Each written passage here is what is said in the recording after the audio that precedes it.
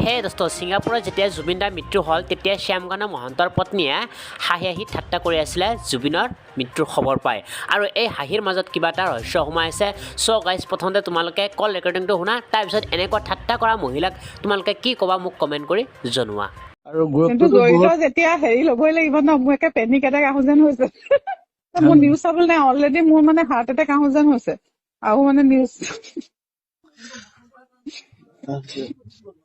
নিউজটো দেখি বেয়া লাগে ন লগত।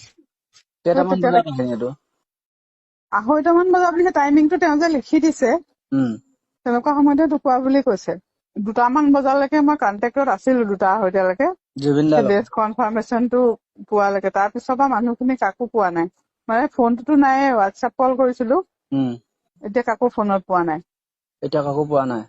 নাই পোৱা, মানে তেওঁলোকে অকণ ভয় খাইছে ন। ভয়তো খাইছে এতিয়া। সেইকাৰণে মানে ফোন চোন কৰি থকা নাই। ডেথ কনফাৰ্মেশ্যনটো পালো হেৰিতে, মইতো গম নাপাওঁ, বোলে সেই আমাৰ অসমৰ যে তেখেতে ফোন কৰোতেহে মই গম পাইছো।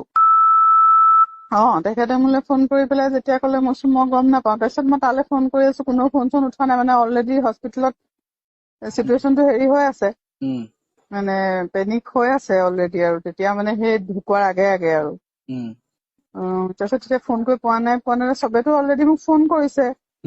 নাথাকিলে গম নাপায় ন। নাথাকিলে গম নাপায়। তাৰপিছত যেনিবা পালো আৰু তেখেতে ক'লে যে তেতিয়ালৈকে ঢুকোৱা নাই, যে একেবাৰে মানে চিৰিয়াছ আৰু কি হয় ঠিক নাই। কেইটামান বজাত আহে এইটো? 2:30মান বজাত বুলি টাইমিংটো তেওঁ যে